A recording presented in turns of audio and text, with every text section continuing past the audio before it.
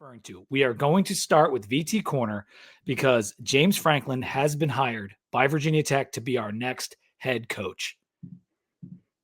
A monumental day. This is a big day. It is one of the most pivotal days in Virginia Tech athletics history. I would say without a doubt, it's the most pivotal non-game day in Virginia Tech athletics history. And it is going to be the talk of college football for at least the rest of this week. Mm-hmm. Yeah, it's already making the rounds across social media. I'm going through some of the comments now, putting them on the screen. Thanks for everyone who's hopping in. Please feel free to hop in the chat. Send us any reactions. Send us some excitement. Send us a question. Make sure to like the video and subscribe. All right, Sam, give us a cheers. We got to kick this thing off. I in my rush, I don't have my beer. I will get my beer. Okay. James Franklin's the head coach of Virginia Tech football.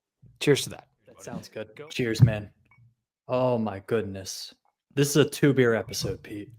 Definitely. The committee got their guy, Sam. And they said as much in this post. Hokie Nation, we got our guy. Coach Franklin's here to win. With the welcome home graphic so many of us saw on the Slack leak from last night.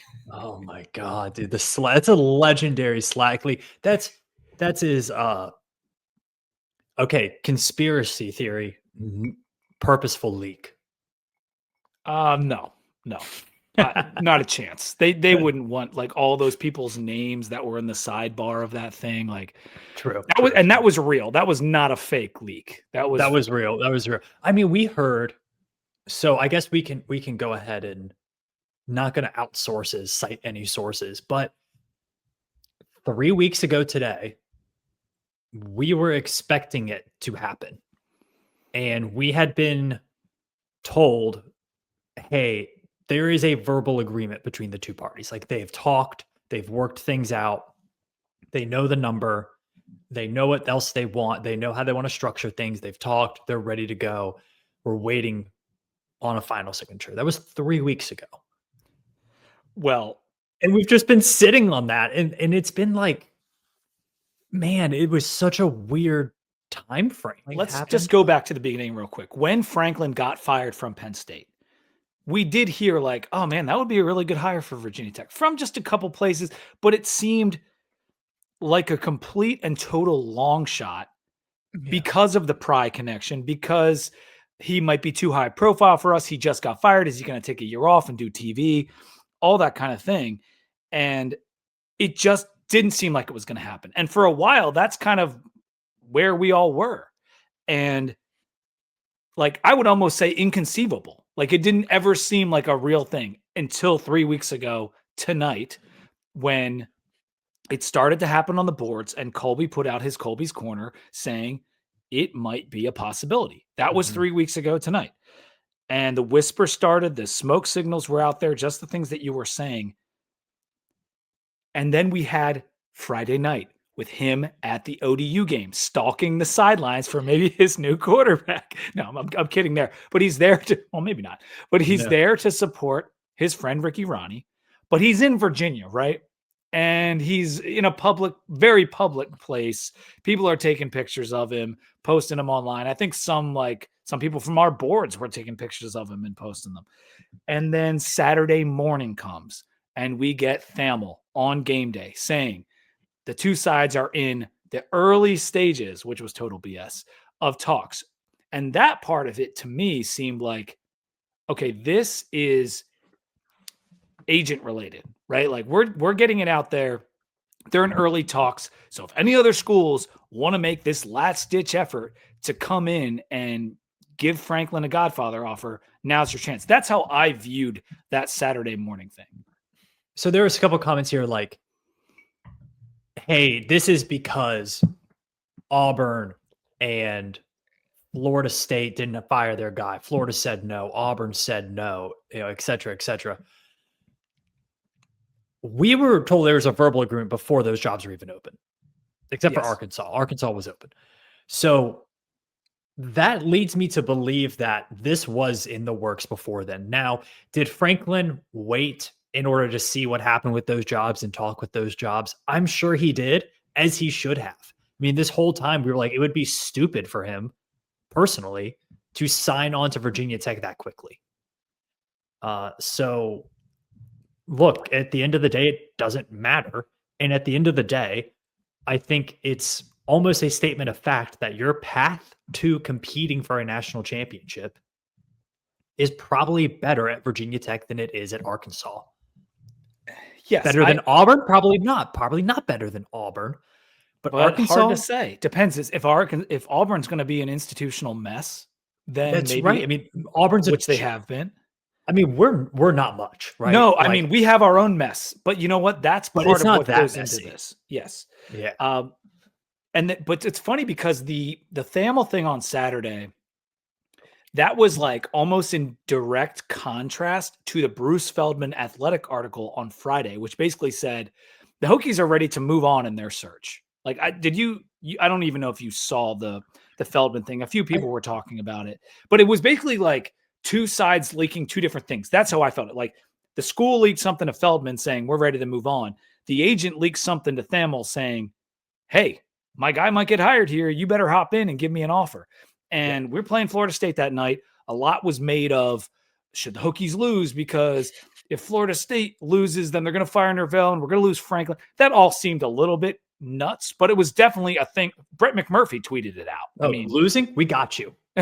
We can take care of that. And it was losing funny because Florida State, not a problem, Pete. It was in the first half of that game too. Like, I think Don V put out a tweet saying like, I want both of these coaches investigated or both of these teams because they both look like they were throwing the game. But I assure you, both teams are just not good.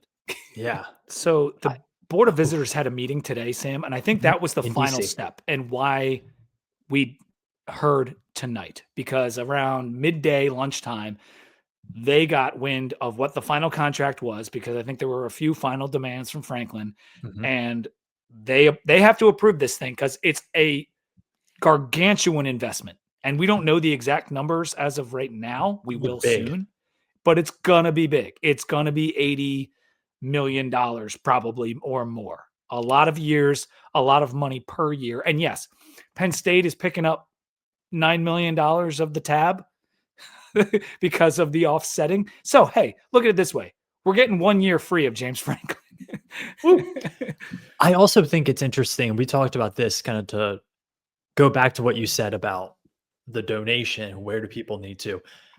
I would expect Hokie Club and that process to be a little different now with James Franklin. It was something that I think Brent Pry tried to get under his belt, but unfortunately, because of non-football related issues in the Virginia Tech athletic department, they had some issues really bringing in and retaining talent for those roles. And the Hokie Club has not been working at full headcount capacity for quite some time now. I think with the new investment in the athletic department, they will be able to do that. And you will see a much more strategic and much more focused Hokie Club and Triumph NIL and whatever the heck you want to call it. I don't even know if Triumph is going to be like a thing moving forward. I'm not even going to bother, especially with the NIL rev share, right? Yeah. So I really do think it is going to be, if you're looking to invest in the Hokie Club and you're looking to support the Hokies, there will be a much cleaner and straightforward path for you to do so in a way that does impact winning on the football field. Triumph already released Franklin merch. Are you sure you're not talking about the SWVAshop.com? Because I know Jason got a shirt out there quick today. Shout out to the Southwest VA Shop, who I am wearing. Let me put this down so I can show you guys in full. Like, this is the new jam right here. Tech Till We Die hoodie. I love this thing. The actual hoodie itself is super nice. Like, it's a nice black hoodie with the high quality silk screen on it. Tech Till We Die shirts available at the SWVAshop.com. Okay, so last thing about the BOV and the committee and all that stuff. Apparently, Bud Foster was a huge part of the pursuit of James Franklin. And I'm not gonna give away behind the paywall type stuff. But Mahul made a post on 247, and I will only say that he said Bud Foster was tireless and relentless within this search of James Franklin. If you are a member of 247 or you're not yet, be one, go there, read the post. It was it was interesting and good perspective from one of our biggest donors, who I'm sure is going to be tapped for some funds going Well, forward with I this. think what'll be really good is if you can reinvigorate the normal donor. I think that's really what Virginia Tech needs. You can't keep tapping into the same well before it gets dry. You do need new donors. You need new money to kind of make its way into the program. And that's how Virginia Tech is going to reach this budget that is very much a stretch goal. So Yeah. I mean, that's the thing with the new overall athletics budget, and now the Franklin contract and salary pool and all that other stuff. I mean, the job is not finished right now. Like, the job is not finished in terms of the funds that need to be generated. And I think Witt and the committee and everyone involved, Rakovich, like, they are pumped because this was the quickest avenue to raising a ton of money. Like, I like Bob Chesney as a hire. You know how much I love Dan Mullen.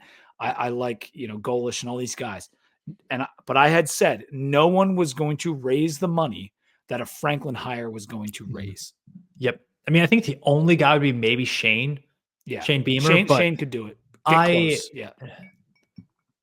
I But gotta Shane be also honest. maybe now not. Maybe The 6 weeks ago we thought Shane could do it. the Shane Beamer thing lasted like 1 week. My question is like, how quickly can he build out the transfer portal stuff? Because guys commit to programs and they commit to coaches and they commit to NIL. You kind of have to have all three of those things in a row for guys to commit to you. Right now, we have one of the coaches. You need, all right, who's my position coach going to be? What kind of scheme are we running?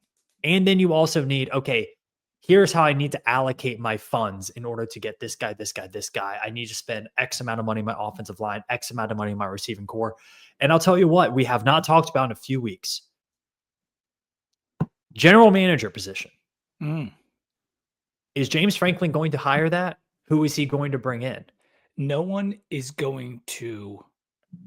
Let me put it this way: Franklin will report to no one when it comes to talent acquisition. He will report to God and God alone.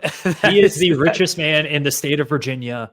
It is his program, and there is no stronger way for me to say that than like it is him. We are him. Like, Virginia Tech is now James Franklin and vice versa. Like, that is the experience that you sign up for. It's exactly like when you hire Buzz Williams. He is now your program. Your program is now him.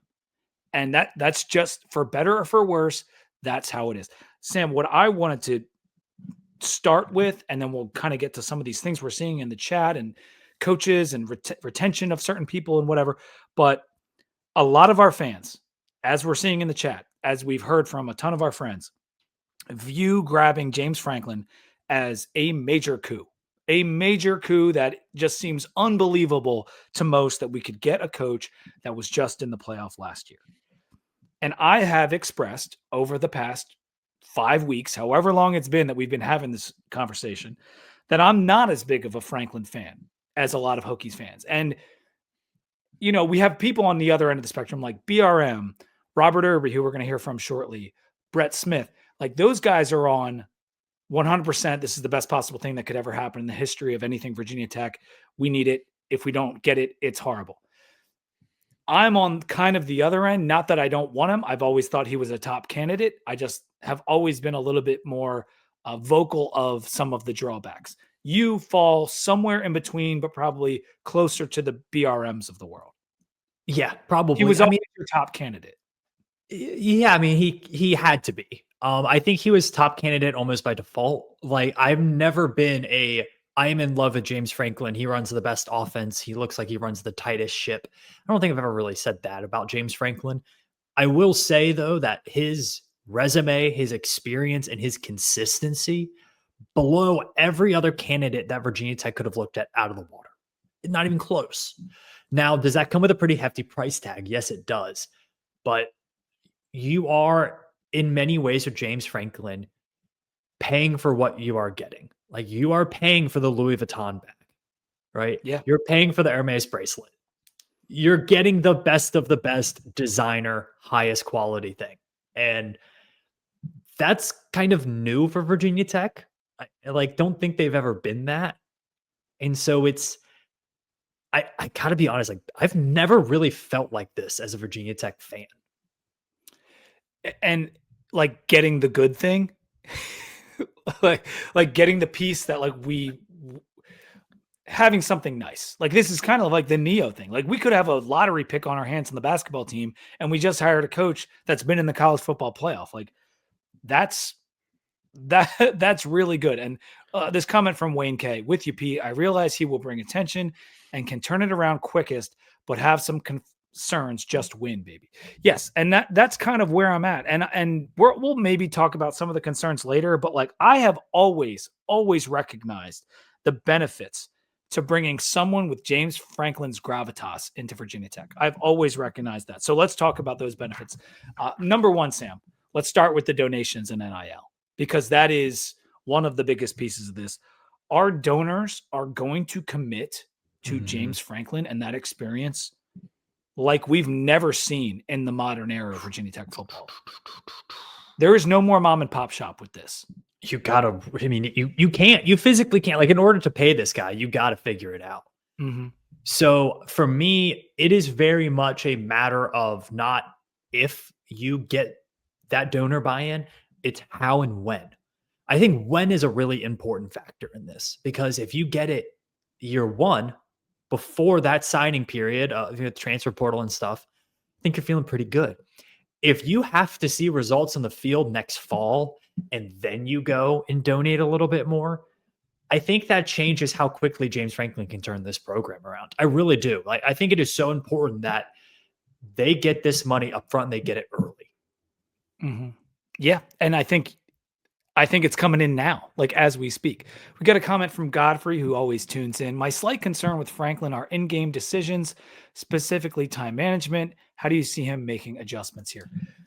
Godfrey, we will talk about that in a few minutes. I would say like that is like some of the ball coach stuff is where the concerns with Franklin come in. As for like the off the field stuff, where me and Sam are kind of starting right now, like the fundraising effort's going to be massive. And it needs to be, but it is going to be massive. I am personally guaranteeing that we are going to raise more money over the next 6 to 9 months than we've probably raised in 4 or 5 years. Like that's like where this is headed right now. Yeah. I mean, I'd say that's pretty safe. Yeah. Yeah. Tickets, season ticket sales. Spring game's going to be lit. Sold out. Pete, I told you. Spring game.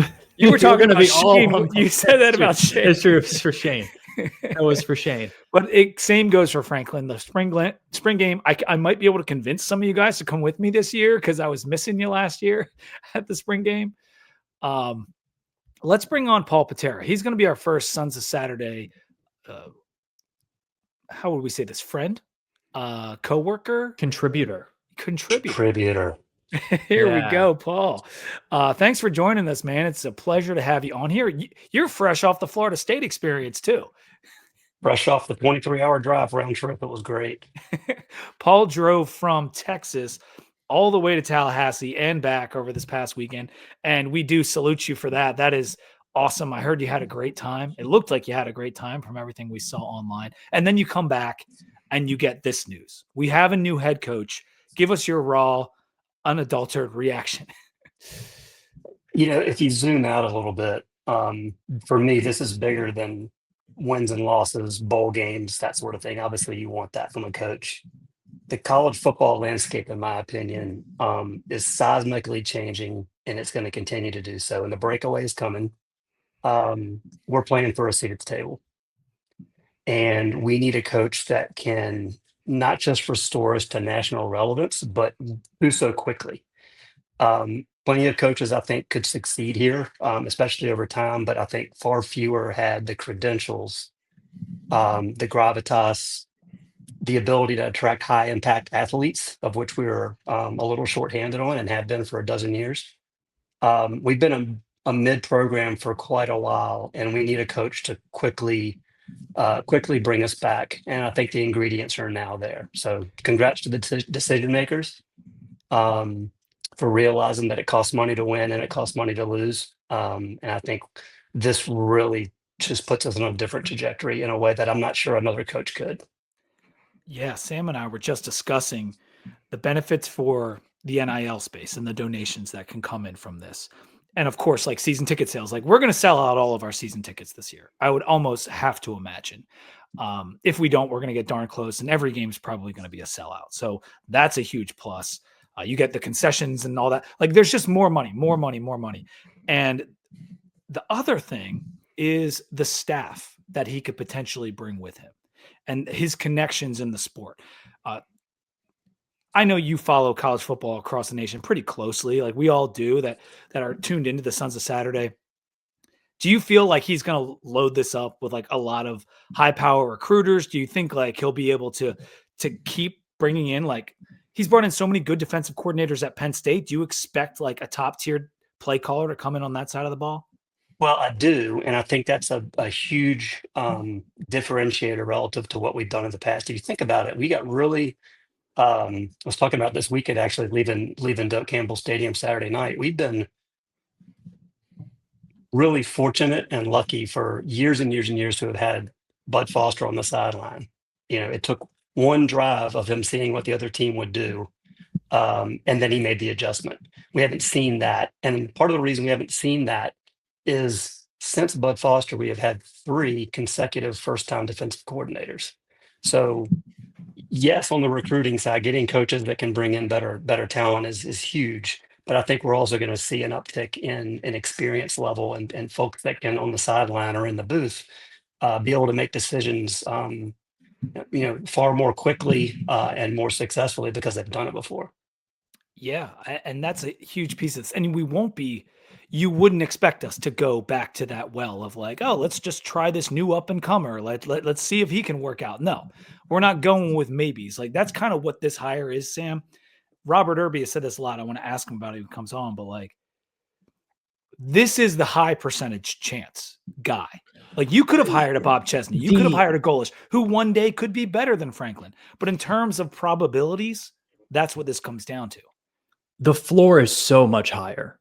And it does feel like, in many ways, Virginia Tech swung for the fences here, but they swung for the fences with like one of those big old fashioned wiffle ball bats and was like, okay, if we miss on this, we're at least getting a double off the wall, like if you're swinging for national title, national relevance year after year after year, 9 to 10 wins minimum, you're swinging for something that is so far beyond what you have had for the last decade. And for me, like Bob Chesney would have been great. I think he's a really good coach. I love the way his team plays. I also think the odds of Bob Chesney going 6-6 next year were probably really high. I think the odds of James Franklin going 7-5 next year are pretty low. Like it's just a different ball game here. And to have Virginia Tech playing after the somewhat disappointment of the Brent Pry hire and after the complete disappointment of Brent Pry's coordinator hires, to have Virginia Tech swinging for the fences like that is refreshing. It's hard to put it. It's genuinely hard to put into words, which is an issue because I'm probably going to have 3 hours of spoken content this week. But it's crazy, Paul. Like have you ever felt like Virginia Tech's made a move like this in any sport, really? No. Well, I think the closest comparison in any sport would be Buzz, because we were in the doldrums for quite some time. I mean, Seth brought us back from the basement of the Big East, but then we had that big dip after that. Buzz was a hire that was a splash hire, somebody that we knew probably wasn't going to be here for 5 years, but he put us on a different level, and he did so pretty darn quickly. I think that's probably the closest comp in the Virginia Tech athletic department to what we're doing here. But I think that it's even more so and more pronounced here, and maybe because of the enormity of the weight that football plays in athletics. I think with this one too, Paul, in the comparison to Buzz, we've been hearing about this for a month. The Buzz thing like came out of nowhere. It just hit us and we got to like react to it and be like, oh my God, this new athletic director brought Buzz with him. This is incredible. We've been building to this kind of thinking we're going to get the rug pulled on us for a while.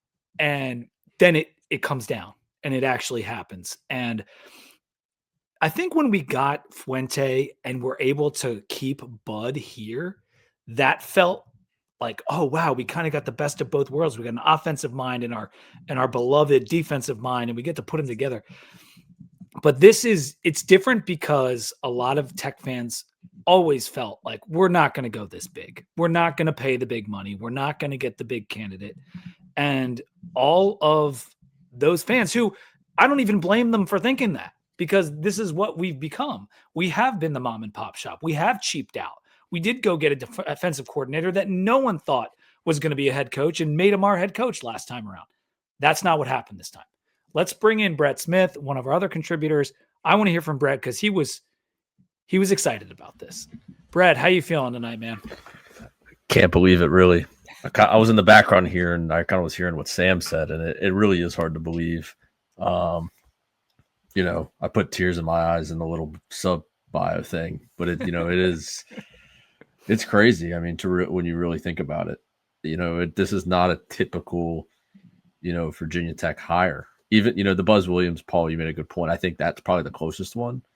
Even Mike Young after Buzz Williams, not really like this huge slam dunk hire, had a lot of success at Wofford, done really well, here at Virginia Tech. And I think he'll continue to do well as a really great coach.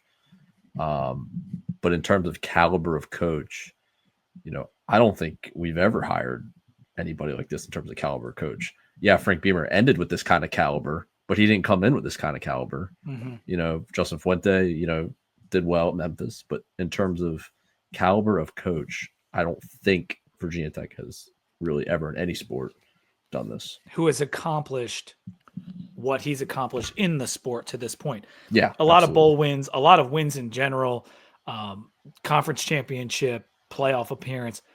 Like Buzz had some, NCAA tournament appearances and whatnot, but like by comparison, Franklin's done a lot more.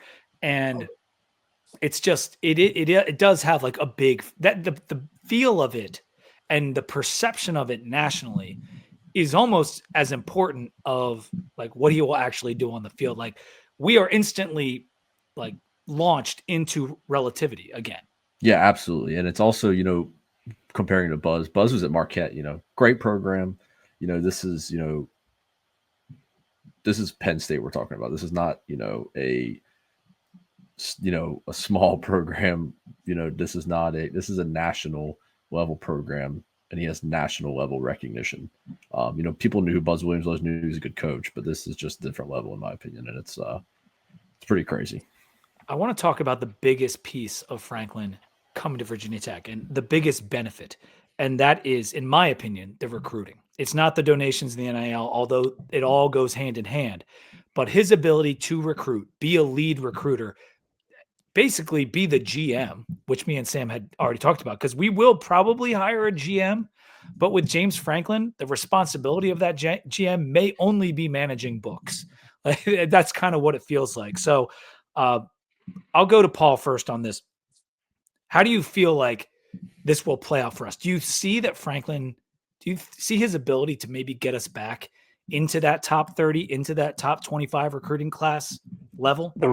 The reason why the comp to Buzz is maybe a little bit more accurate is the timing of this hire and where we are with NIL and where we are with the transfer portal and the lack of rules really in any regard when it comes to player acquisition in college football. He can very, very quickly get a ton of a lot better players on the field in a way that previous coaches would not have been able to do that. Like if he'd been hired and when Fuente was hired, it would have taken him longer to build the program. Now, when we really need to get this thing built quickly and become relevant quickly, I think he has the ability to do that. Depending on what service you use, I don't think we've had a 5-star recruit in a dozen years. I think it was Kendall Fuller in 2013. I might be wrong on that, but I think you're right. We're not going to be relevant if we don't have really good athletes. And I just came from Doak Campbell Stadium. The team in many regards tried really hard, but our margin for error is so low because we just don't have the horses all over the field. And he can do that, and he will do that. I firmly believe he will. And what's nice Brett, is that it's the same recruiting grounds, more or less, that he's been dealing with. And in fact, if you go 6-hour radius around Blacksburg as opposed to State College, you could argue that it's a more fertile recruiting footprint. Yeah, I mean, Yeah. it's no question. Yeah, I would say one thing about it too is, the areas that Penn State has recruited so well in, you look at, Eastern PA, New Jersey, the DMV area, Northern Virginia, Maryland, DC. Those are kind of the areas Virginia Tech needs to hit. And those are the areas where they're going to get not only the talent, but the volume of talent. And I don't think it's going to come from Hampton Roads, VB. It's not going to come from down here anymore. I don't think it's going to come from Richmond anymore, to be honest with you. Like, those are the areas Virginia Tech needs to hit. And you've seen it in, I'm wearing the Blacksburg Bombers baseball one. Like, that's where baseball has kind of built the program, is by not trying to fight the SEC teams down south, not trying to fight the really good programs in North Carolina. Go up to Jersey, go up to Pennsylvania, like go up where your competition within that 6-hour radius is much, much less. The top guys are always going to find their way to Ohio State, Bama, Texas, Georgia, etc. That next crop of guys that Virginia Tech, unfortunately, has not sniffed, you got to get those guys. And right now, where they're residing isn't in Lynchburg, Virginia. It's not in Greenville or Charlotte anymore, to be honest with you. It's up in that recruiting footprint. And I think the brand that Virginia Tech has, especially in the DMV area, and with how much alumni and how much money is coming from New Jersey down to Blacksburg, it's almost a perfect fit, irregardless of what we have seen from him as a coach, irregardless of 24-15 at Vanderbilt over 3 years, 3 consecutive top 15 finishes at Penn State over the last 3 years. It is mind blowing. It's mind blowing that he fell into Virginia Tech's lap. Yeah, that's how I explain it. I praising the coaching committee. They did a great job. I'm sure they did their homework. But we made the joke a couple shows ago, Pete. This was like hiring a bunch of 24-year-old consultants from McKinsey to come in and say, "Hey, why don't you just hire the best coach on the market? Right? How about you go ahead? And you didn't need a committee to say maybe we should hire James Franklin. Like but it's kind of funny how that is. But I also love, and what you said about the DMV, Virginia recruiting in general, to watch Chris Long's reaction today on the Greenlight podcast. He knew immediately. Like, yeah, I mean, and Brett, you look at what he did in Virginia prior to us hiring Coach Pry. Like, they were eating our lunch down here. And when we got Pry, it kind of like leveled the playing field a little bit. And like, we were able to get some of the top Virginia guys again, not all of them, but some of them, more than we were getting. And like this fit, and the fact that Shane is in shambles down in South Carolina, like, we can own this state with him. Oh, absolutely. And here's the thing that's different about James Franklin. He can go on TV on Sunday right now and take his pick of the litter and be like, do you want to be this guy?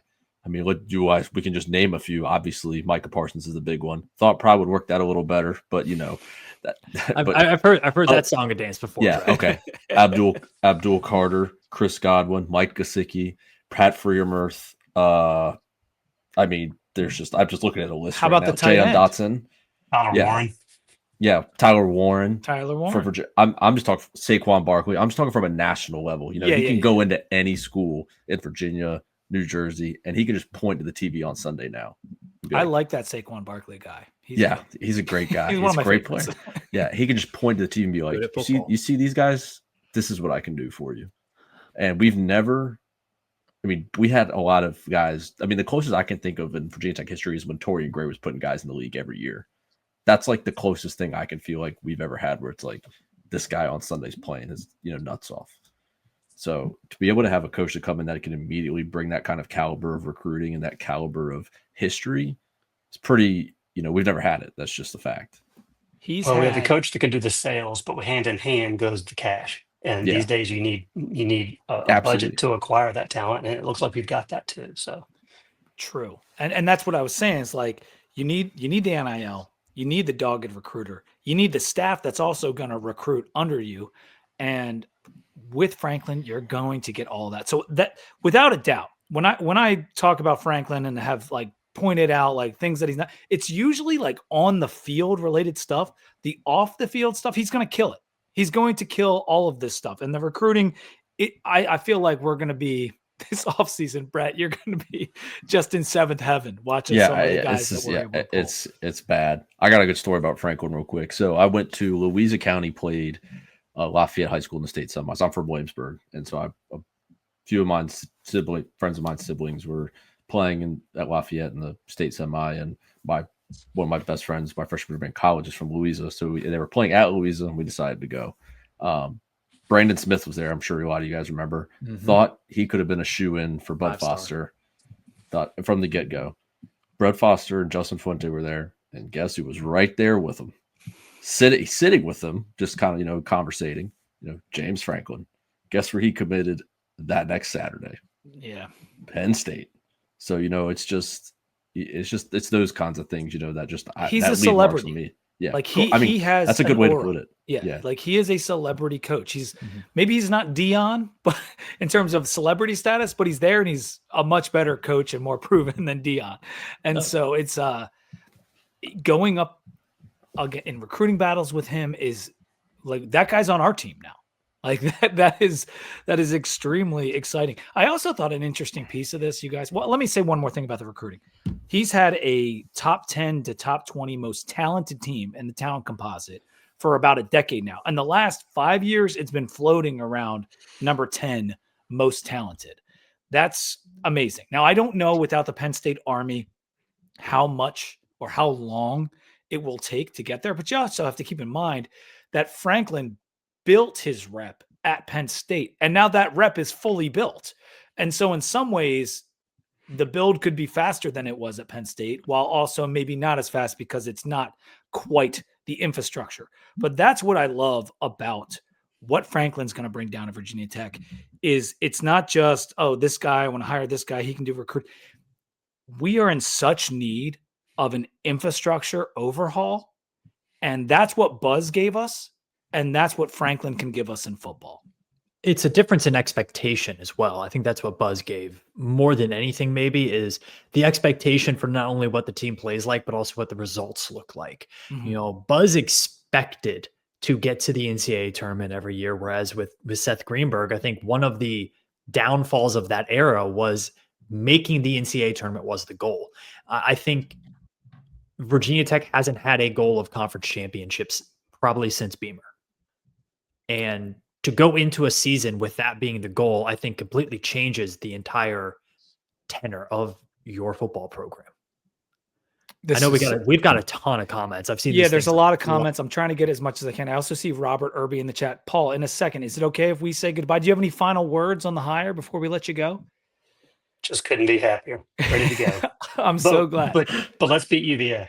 Let's beat UVA. That's UVA. Let's do it. We got to take care of that one. On the field, we still want that goal. All right, Paul. Thanks for signing on, man. Thanks. Talk to you soon. See you, man. I'm going to add Robert Irby in here, one of our contributors that has been on the show many times. Robert, welcome. Oh, you're turning. You're changing. Yeah, there you go. Didn't want the little box. He's landscape now. Yeah. How are you feeling? This is something you've been waiting for, something you've been highly anticipating for a while now. It's finally here, dude. Like, let it out. How you doing? Yeah. The first thing I heard when I logged on was Seth Greenberg. So are we doing okay here, fellas? Is everything all right? We're doing great. We're okay. Just comparing eras, comping, all that kind of stuff. You know how it goes. Yeah. That threw me for a loop. I'm not going to lie. It goes without saying, I'm over the moon. I just think that,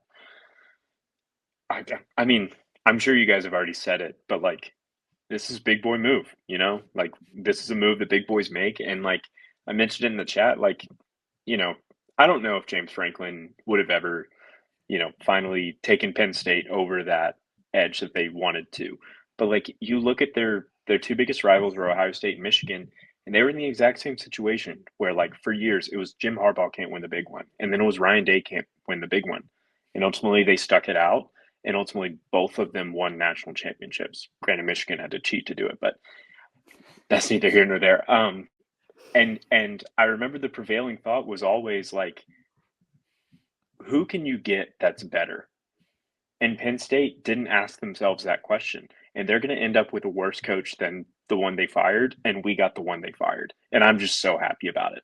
You know, like we just get to reap the benefit of someone else's irrationality. And it's awesome. And You it's know, we're going to someone own the else state. that we were just talking about, like in the footprint, right? Like Penn Of State, course. while maybe not a rival on the field because they've been a lot better than us and we never play them, but like they're a recruiting rival, a regional rival. And we just Right. took their advantage in that rivalry.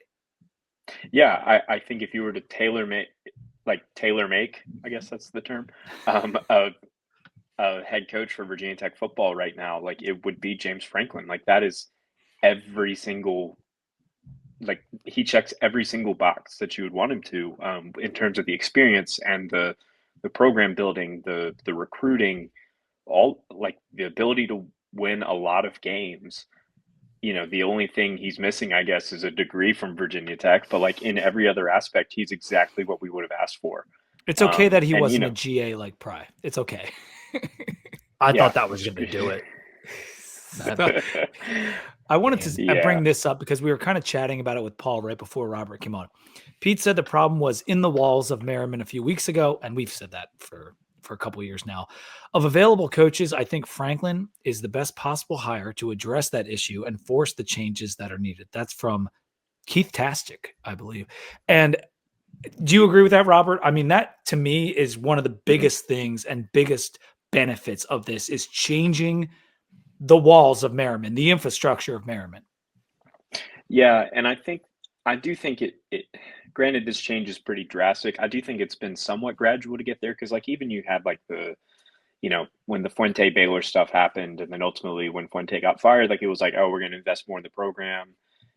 We need more resources, this, that, and a third. But it was still such a like small scale thing. Mm-hmm. Best resume. Like if it's a resume contest, like he's winning. It's not a question. And I was always of the thing like hiring a coach is not always just the resume. And I think you guys all agreed with that. You know, it's schematics, it's mentality, it's how you get your team motivated.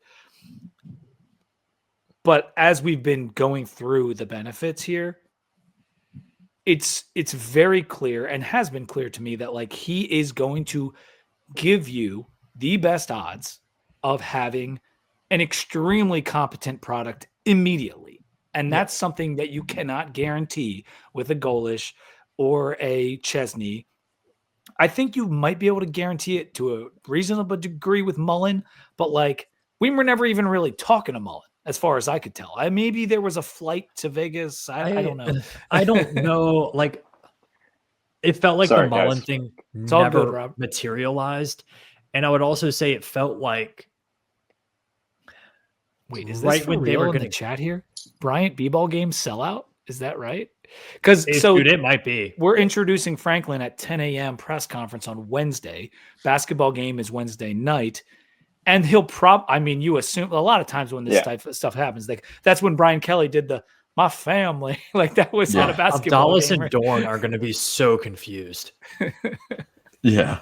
Do you guys remember? So this the thing with Franklin going on Wednesday, it kind of reminds me of what Buzz before was the 2015 or 2016 season.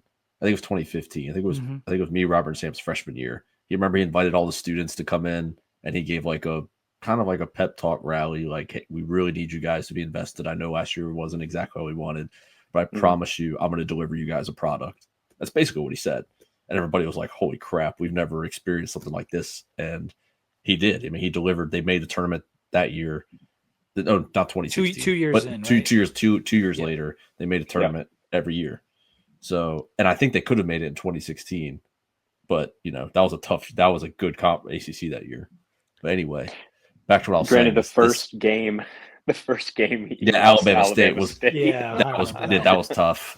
But my point, like Wednesday, I think could have that same type of juice and that same type of motivation, especially being open to the public. I think it's going to be a similar vibe. What do you guys think about this comment? James Franklin had his choice. He said on game day he will win a championship elsewhere. He picked us. VT said they were serious, and damn if they weren't telling the truth. I am curious about the thoughts on his actual viability as a candidate at Florida or LSU, because I don't think any of us have heard a single report of those two bigger programs, and because we all know that they are bigger programs than Virginia Tech, going after him. Now, it seemed Arkansas had significant interest and maybe even made an offer. But what do you guys think about that from like a standpoint of who are we actually going up against? Why didn't maybe some of these bigger programs want him? Yeah, I mean, I think, Pete, you've beat the drum before about him not getting over the hump, but I think that's the exact reason Florida and LSU probably didn't look at him, and the narrative was there. And I mean, it was the truth. He couldn't beat, if you couldn't beat, which is just a fact, you couldn't beat Ohio State or Michigan, often enough, I'll say. How are you going to beat Alabama, Georgia, that the same caliber of team essentially? So which I think was stupid by Florida and LSU, but my thought process was that's probably what they were thinking. They just fired two guys, especially Brian Kelly, for the same reason. So they're not going to go. So I think them firing their coaches actually helped us out even more than people probably realize, because they were like, the narrative of James Franklin can't beat Ohio State or Michigan. How is he going to beat Alabama or Georgia? And the LSU AD we already know was a dummy to begin with. So yeah, I think that's how we got there. Hokie John in the comments, are you not entertained? Pete, are you feeling better now? It's been a long season. Some good news had to come. I mean, listen, I have said for a while he had to be a candidate. If he's going to be going for jobs this year, he has to be on your list. You have to look at him. And obviously, I've been getting berated by Robert and Brett and so many other people in the chat. I didn't think I was going to be allowed on this show at one point. 2 months. And listen, for having him like top 3 in your candidate list. Everyone's made good points. And when you go through the donations and the tickets and the staff and the recruiting, it's hard not to feel immensely excited. And I am that. I am very excited. I have merely expressed the concerns about some of the actual ball coaching things that worry me about James Franklin. That's not really what we're going to do tonight. And I just hope that this season's failures, most think that was the aberration, right? They were top 5 team. They failed miserably. They got beat by an 0-4 UCLA team that probably wasn't that bad. And Northwestern's not a bad team, but they lost those games and they were heavy favorites. And you hope that is the aberration and just a very weird set of circumstances, and that he's actually the coach that had the 10 years of evidence prior, right, Robert? Yeah, no, for sure. And I mean, ultimately, 10 months ago, he was in the national semifinal. You know what I mean? And it's like, if you told me while I was watching that game that that Notre Dame Penn State game, that one of those two coaches would be Virginia Tech's head coach, I would be doing backflips too. You're right. Yeah. Right. And and so I'm probably gonna have to leave you all on that note. But that's okay, because me and Sam got to do the rest of College Football Monday here in a second. But I do appreciate you both joining us. If you have any final thoughts, please give them now, and then we can hang up. Herber, you go, because I've been on here for longer. I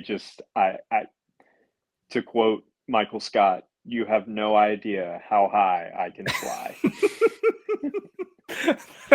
That is a great way to end it, Costanza. Talk to you soon. Bye. All right, Brett. Thank you for being here. See you, Brett. Share your thoughts. Later.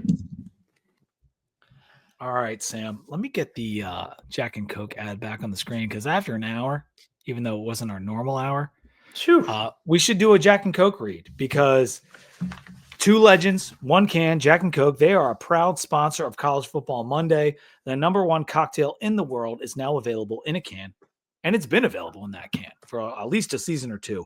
It's true. Jack Daniel's Tennessee Whiskey, Coca-Cola, or Coca-Cola Zero Sugar are now available in a can. They also have Jack and Cherry and Jack and Vanilla, and they have the mix pack where you can get original, vanilla, and cherry all in one box.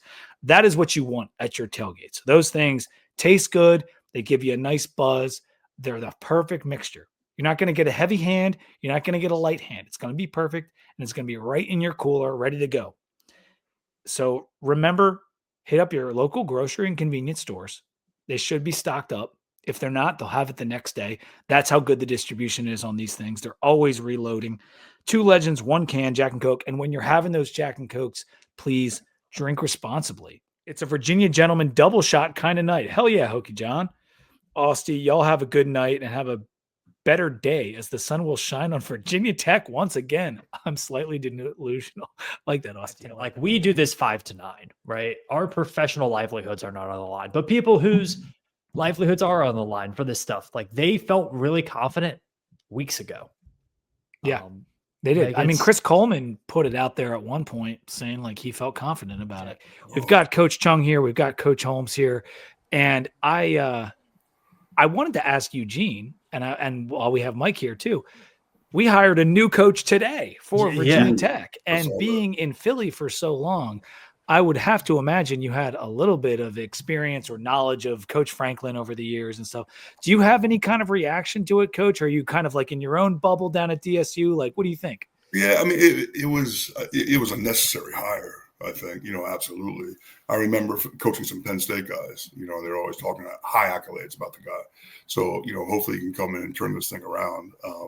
I know I think it's an uphill battle for him, but I think with his pedigree that he brings in and his experience and just owning Pennsylvania recruiting wise, I think that's going to be a big help.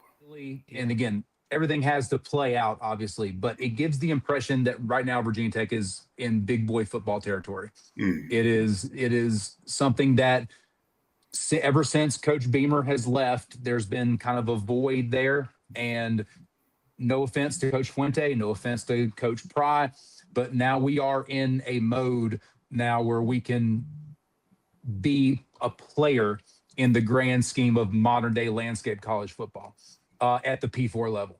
So it is something that has been needed, for lack of a better term, as far as Virginia Tech is concerned, but it's also something that I think is going to reinvigorate the fan base. It's going to reinvigorate not just the big donors, but also the little donors. So where we can get to the point where it's kind of like Clemson, where they have their IPTAY program.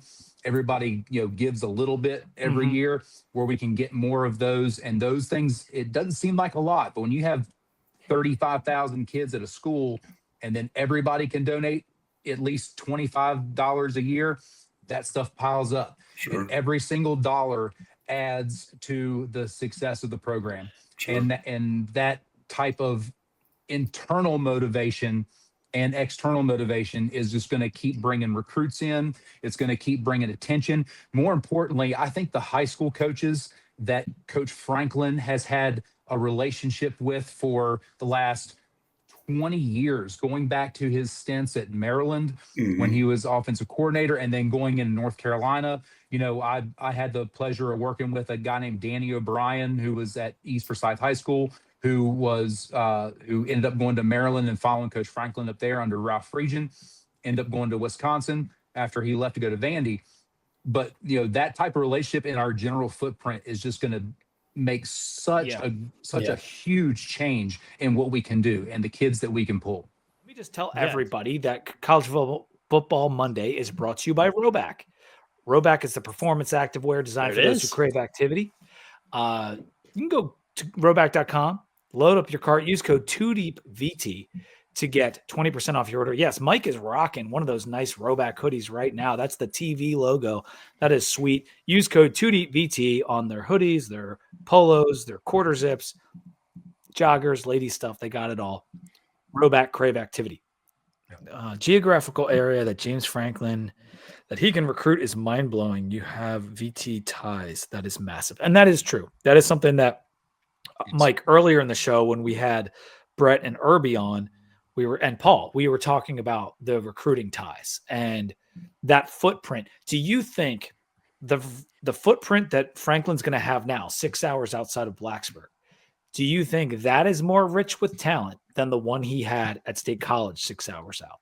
So, yes, because now you can get into the Carolinas a little bit more, but also he is a national name. He is going to be able to get national guys, and it's not the 3-star random shot in the dark guys like the Texas to VT movement that we had, years ago. Franklin, he's going to be able to get guys from California. He's going to be able to get guys from Florida that probably should go to a Miami or a Florida State or a Florida traditionally, but we can get some of those guys. where maybe Virginia, the Commonwealth, has lacked quarterback production in the previous decade. And we've probably lacked offensive line production. Yes. And, a lot of those guys, when we did have linemen in the Commonwealth, they would go to Virginia, the Morgan Moseses of the world and some of those guys. So, a lot of your linemen will come from the Northeast. He, can get a lot of those cats. What I'm really interested in seeing is what he's going to do with this next 2 weeks, 3 weeks leading up into early signing period, being able to get some of those guys, but also all of the guys. There's been 17 decommitments from Penn State since he's left. Yep. And they had a top 10 recruiting class, if I'm not mistaken. And if they really, really, truly loved Coach Franklin, like everything I'm reading says that the players just absolutely loved him, there's a really good shot that we could have a good majority of a future or current Penn State roster in Blacksburg next year. And I don't want to say that the kids that we have are garbage. That's not what I'm saying. But if you can replace a 3-star with a 4-star or 5-star, and again, it's all projection. Yes. But if you can, there's a really good opportunity to do that now. You want to raise the talent level. Like yes. that's, and I know talent floor. Yes, exactly. So you're trying to, that talent composite, sometimes it means nothing, but on the whole, the blue chip ratio, that matters. Like it does matter. Yes. And Penn State has been a blue chip ratio team. And if we have never sniffed that, Sam. Not even a gray chip, not even a red chip, not a green chip. We aren't even buying into the craps table. We don't even have any. Maybe chips. in like 2002, before we were really ranking these things, we're playing We're playing slots with dirty old quarters we found under the couch, man. We're not playing with it. Is the talent level is such a big jump. And what I will also say about the high school recruiting, the transfer portal, whatever happens this year, even if Brent Pry was still the head coach and Tech did fine this year, it would be so much of a roster turnover anyways. Like that part of college football isn't really going to change too much. I think James Franklin gives you so much more out of the high school ranks. And I mentioned it earlier in the show, but what he also gives you in terms of maybe expanding your geographical area a little bit further north from what you had under Brent Pry and Justin Fuente, I think gives Virginia Tech a bit more of a competitive advantage, because for so long we've been going up against Clemson, Florida State. We've been going up against North Carolina when they were, the bee's knees and stuff like that. And then South Carolina. I like how you used a Mac Brown phrase to describe the bee's knees. They were the bee's knees, man. And I'll tell you, they were about as worthless. I mean, they sucked. But like, what level do we think he's going to be able to get this roster to next year for 2026? Yeah. So I believe that the best teams consistently in college football don't portal in guys year over year on a tremendous level. Your Ohio States, your Alabamas, your Georgias. It's still based in traditional high school recruiting. I think we'll eventually get there. However, year one, I think that what you're going to see, you're going to see a whole bunch of, we're going to be Penn State South. I legitimately it seems that way. It seems that way. And if we are, that is a preseason top 5 ranked potential team. That he was working. You're saying eventually. Now, eventually. Yeah. Now, but this year, I mean, depending on who you get, and again, it all has to flesh out and play out.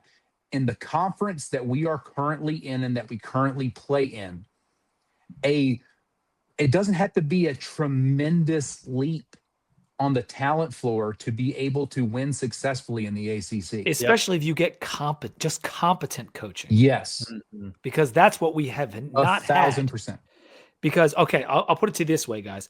2025, Virginia Tech is 40th in the talent composite, meaning the number of 4 stars, 3 stars, you know what the talent composite is. On 247, we are 40th. What do you think we could get to next season? Could we get Upper 30s. Up like 31, 32. Is that I think so. let me tell you how many 4 stars 31 has. 31 is North Carolina. Yeah. They have 19 4 stars. We have Mid-20s. 17 4 stars.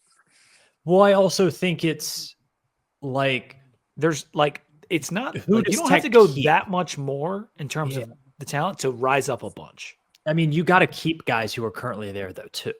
Like you Yes. got to keep Jeff Overton, which Yes. I mean, by what his dad tweeted today, I think we're going to to keep him based on that. Yeah. Yeah. You got to keep, like Gabe Williams is a 4-star who's on that roster. He had, unfortunately had the pretty horrific injury. He's back playing, but like, do you keep Gabe Williams? Do you I keep have some of something. these Can I tell you guys? something encouraging? I'm sorry, I didn't mean to interrupt you. Sam, No, but you're I wanted good. to interrupt you to say this. Number Interrupt me. 29 in the talent composite, Texas Tech.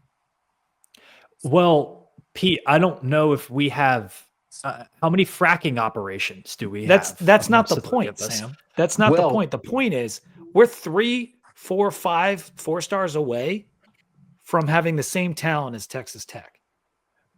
Correct. Now, I'm And not I saying think- all those guys are as good. I'm just and that they'll all be as developed. where but I'm saying what the position line those is not guys that play? far away. But if You you, know have what the best position those linebacker guys in college play? football, Yeah. You Well, need I mean, that you need he dudes, was- right, Mike? Like you need dudes. It's like offensive some of and those defensive guys. line. That's where those Yeah. guys are. And the guys who aren't, they brought like Jacob Rodriguez was not a highly recruited guy. They developed him into a Mhm. stud. And then they got Bailey from Stanford, who's an NFL edge rusher, and they brought him in to supplement the guys that they had developed. And then they went ahead and much like we see Oregon and Ole Miss doing, they're going out and they're spending big money in the portal and they're ranking high in the portal, but they're getting guys to fill the spots they need. Oregon was like, oh, we need a left tackle. Who's the best left tackle on the market? Oh, it's this kid at Nevada. Yep, you're ours now. Boom. Yep. And now we have You a drop- first round left tackle. you drop $2 million on a left tackle. You drop $2 million on the center. And then you can fill in and recruit your skill players. But everything starts, and if Coach Chung was still here, I know he would agree with this too.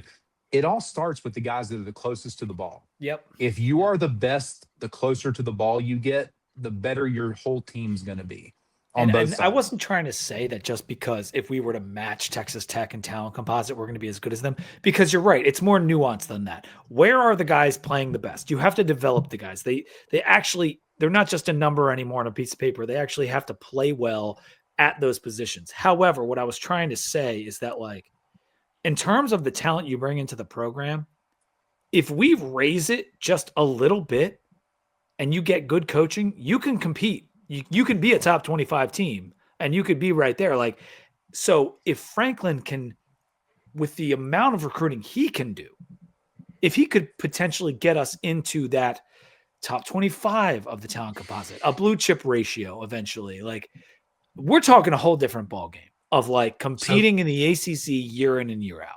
For the last 4 years, right? We have said for the last 4 years, each of the last 4 years, we've been 15 to 20 plays away from having an 8-win, 9-win season, right? Those guys that you can get and those guys that you can bring in with the caliber level of coach that James Franklin is, I mean, that's your floor. Yeah. Now. And so like you're at that point, and in the ACC, which is, with, sorry to say, as weak overall as the conference is, like it has been up for grabs for a decade. And now more And- up for grabs than ever with Clemson floundering. Yes. And it's right there. And all it takes is for someone to commit. We have been the first ones.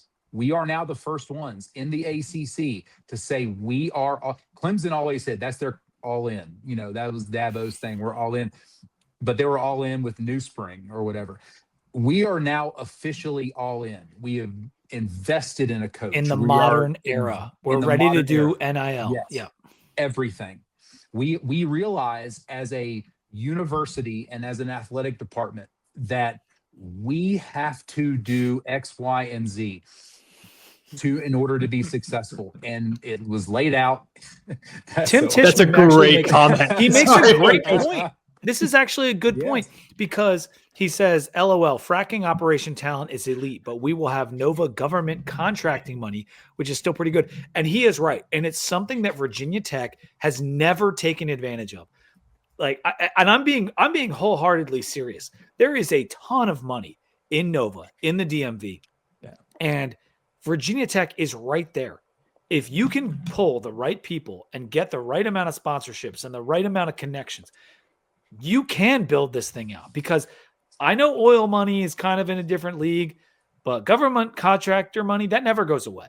Like, the government's always going to be contracting crap out. Well, we had a couple months where they didn't. I will say this. That's true. Northrop Grumman Field at Raytheon Stadium. Bring it on. Bring it on, baby. Bring it on. I don't Bring care. it on. Freedom ain't free, brother. Let's go. Let's fund those Mike missiles. But yeah, so let's did you have any final thoughts on the Franklin thing, Mike? I wanted to. Well, first off, I apologize for being late. I'm in Dallas, Texas, and I'm drinking my Shiner box. So. I noticed the Nice. Shiner. Nice. I'll be in Texas over. I forgot to ask Thanksgiving, Mike what he was so, drinking, so that's good. Yeah, but I was in a meeting with a customer, and I walk out of the meeting, and I'm with my boss who came in from Florida, and I check my phone, and I have 300 messages, and I'm like, okay, something happened. You and know I scroll something through, happened, and I'm literally, I was like, I've been waiting for it to happen. I didn't want to believe it was going to happen until it actually happened. I was hopeful, but now that it has happened, this is really, truly, outside of a super long shot like a Nick Saban, that was never going to happen. I think this is the best hire that Virginia Tech could make in this cycle. I honestly didn't think initially when Pry was fired that we could have, and then subsequently Franklin was like, I didn't think that it was possible. I didn't think there was any way, based on the 40 years of track record of being a fan of Virginia Tech, that we were going to actually commit to this. And now we have a guy that knows how to win. You can win at Vandy, you can win anywhere, right? You take over from the trash that Bill O'Brien left at Penn State and then turn it around to be able to win 9-10 games a year. Yes, I understand the skepticism of not being able to win the quote unquote big one, but how many other teams can't beat Michigan and Ohio State back to back? Like, it's, it's a tremendous challenge. However, in the ACC, being able to recruit the footprint that he's already shown he can dominate the Commonwealth of Virginia, I think really the sky's the limit for Virginia Tech football. I don't want to oversell it, but truly, I think we can reach heights that we haven't reached since 1999 if we continue the level of commitment. And it's going to require not just the big donors, not the Mahuls of the world, but literally everybody. If you rock a VT on your shirt, commit to the program, donate money, put it on a t-shirt, lock it in. It's got to keep going, and you have to keep fundraising. You have to keep going, because if we can lock this in for a continual length or a long amount of time, we can do great things at this school. The next 5 years are not only important from getting a seat at the table in college football, which they absolutely are. They are important from a fundraising standpoint and a Virginia Tech making sure they're a part of your life standpoint to our alumni, because of the age of the alumni. And I've been on this for a long time. I've always said the kids like me who went to Virginia Tech because of Michael Vick, which I absolutely did. I mean that wholeheartedly. I would have not known what Virginia Tech was if it wasn't for Michael Vick, being a kid from Delaware. I saw they had a good engineering program after hearing about the football, and I was like, okay, I'll go there. I was one of a million. You know, and that's an exaggeration. And here you are. And I'm spewing bullshit on the internet. But no, the children of Vic, as I like to call them, are all becoming 40, 38, mid 40s, and they're starting to have money. As we move through the next few years, and they have their own businesses and they have disposable income, it is more important than ever to have Virginia Tech and the culture of fundraising and giving to be a huge part of our success. It's as important as it is ever, and this hire might be perfectly timed to take advantage of it. No, it's reinvigorating so many more people. I think I've gotten texts from people who I haven't talked to in like a year this afternoon and evening about this. And it's something that, I was at the beginning of the season, Pete, you and I talked about this. I felt like Virginia Tech was becoming the butt of the joke, right? It was like every time Enter Sandman played, it was like, that was kind of a joke. Like they're laughing with you and at you a little bit, and the close games and all that stuff. This is to be in the news for making a big boy football move like this is a program changer. Now you have to go out, and when Virginia Tech plays, I mean, who's the first game next year? Like VMI or something. VMI. Like you got to win games on the field, right? Like that's the thing that matters. You put up 77 week 1. Well, listen, JMU's on the schedule next year. Franklin can't lose that game. I'm gonna say it right now. We're saying that right now. Is that a must win? I mean, come on. Yeah. We hired him instead of Chesney. You better win that game.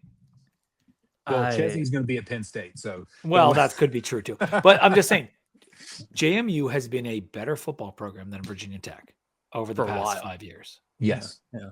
100%. I mean, it's not saying we wouldn't have won on the field the last couple of years, but like overall, they are a better run program. Now, if James Franklin's going to come in and demand competency in Merriman, that's as big as anything else he's going to do, because we need the organizational success before we can have on-field success. And piggyback on that, his next biggest move after this press conference, and I assume half-court speech at the basketball game Wednesday night, which is must-see television. But also, please, if you're listening to this and you're on campus or you're in the remote area of Blacksburg, show your ass up to Castle Coliseum, because it's an open press conference, open to the public. Let's do everything we can. His next biggest thing is to make sure the GM hire is of it's you cannot understate how important that's going to be. Well, okay, let me say this, because we were talking a little bit about this earlier, Mike. With James being the ace recruiter that he is, does that kind of take a little bit of pressure off of the GM hire? I don't think so, because of the role that's going to play. Now, because he's essentially the director of player personnel, he's going to be the NIL funneler. He's going to be doing a lot of the logistical bullshit, pardon my French, that is something that I think Pry had a little too much hands-on in during his reign, or may have had too much play in. That if you can push that off onto a general manager role and just keep your mind focused on the product on the field, and then be able to have a guy be able to handle the player personnel and the NIL and all that stuff, I think it's going to be a game changer. But and I think it's great that we hired the coach. Now the coach can hire somebody that he trusts to be that GM role, to be able to kind of run things. Yeah. Exactly. Trusted Penn State cultured guy, Hazel. Well, I'll say this. I think there's two ways you can go. Right? So you can go. Being a jerk. You can go like NFL GM, where like you make the personnel decisions, you help make the coaching hires. You are very much a football guy as an NFL GM. The college GM route is a little bit more what Mike was saying with NIL, managing donations, managing the roster, you're the spreadsheet. You're almost the accountant for the football roster. It's a totally right? different role Yes. than the pro GM. And so totally different. That's a decision, because I think what we were sold initially from Virginia Tech was the pro GM model. We're going to get a football guy in here. That's why initially I came on here and I said Jeff King, right? He's been with the Bears as a scout and player development and acquisition for forever now. He's done a great job there over the past couple of years since he got to that senior level for the Bears, and has done a great job. That's why I was like, that's the guy. If you could get him from the NFL ranks, that'd be amazing. But now with the recruiting acumen of James Franklin and maybe some of the guys that he wants to bring in, maybe you do go for the guy to play CEO, because I think one of the issues with Brent Pry, if you were to put like a 5,000-foot executive view on it, is Brent Pry, for the first time, tried to be a CEO, a head coach, and a defensive coordinator. And it was too much for anybody, but especially somebody who didn't have the experience at the head level that he did.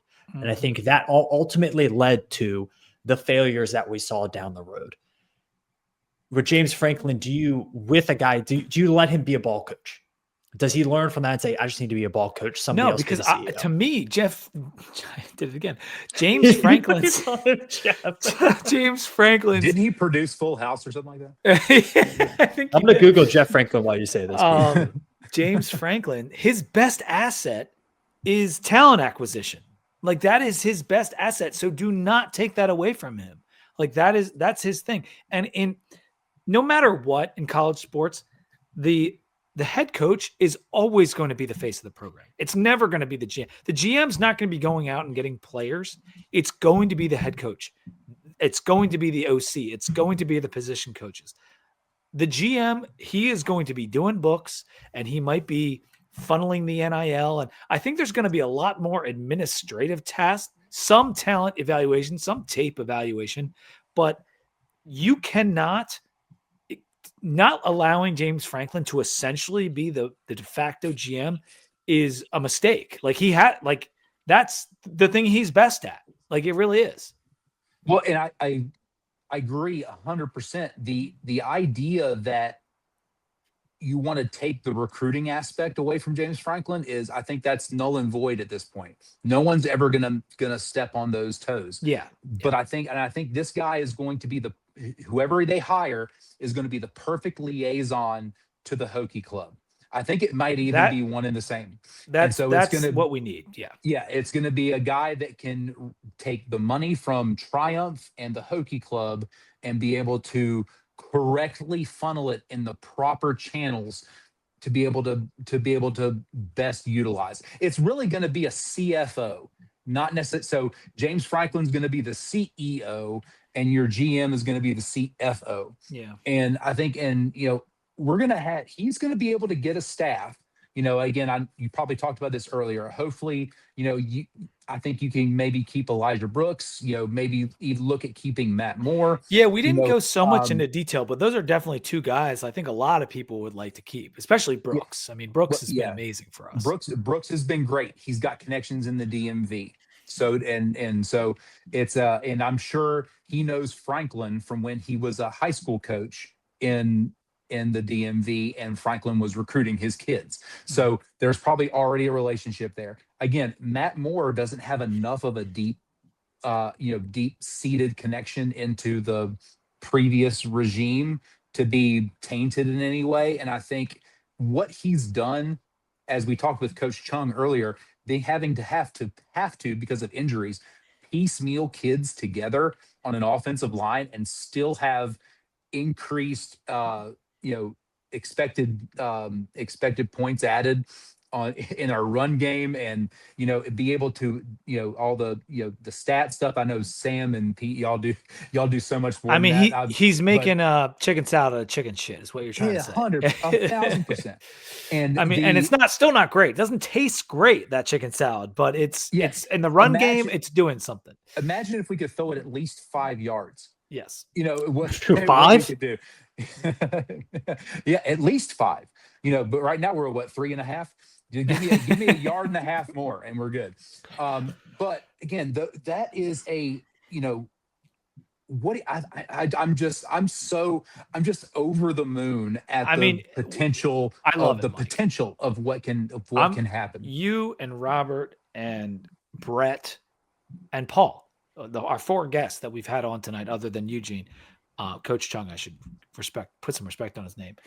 You guys have all been saying the same thing in the best way possible, in that this is a huge day. It's a monumental move, as I said right at the top of this show. It proves that we are for real. We are trying to be relevant yet again. And it may not happen in year 1, but it may, because right off the bat, he's going to be bringing in talent and all the benefits, whether it's the donations or the recruiting or the staff that he can bring. It's all huge. He will nail off the field things. And don't get me wrong. I said it before. I 100% understand all of the skepticism. So everything about not being able to win the big one, everything else, all of that is completely understood. However, his track record outside of that speaks for itself in volumes. It's too big. It's been too good to deny. To deny. Yes. Yes. I understand that. I do. And I think Sam knows that. And I think even Irby and Brett know that. They give me a hard time, but like, I'm super pumped about this. Are you kidding me? Like the fact that every outlet's talking about it. You know what was funny about all the national response to this? One of the funniest things I saw was Portnoy. Did you guys see his tweet? I did see his tweet. I saw Brandon Walker's. I did not see Oh Portnoy's. man, Brandon Walker's. This has not been a good season for Brandon Walker. No, he's been getting he's been getting hit left and right. Yeah. But no, what Portnoy said was they probably should have gone with Gruden, but Franklin's a good hire. That's a pretty funny tweet. That was pretty funny. I mean, Gruden works for Barstool, but like that is quite funny. Anyway, Mike, do you mind if we say goodbye so we can finish out some stuff? And we wanted to get your reaction. I gotta work in the morning. I gotta go to bed at some point.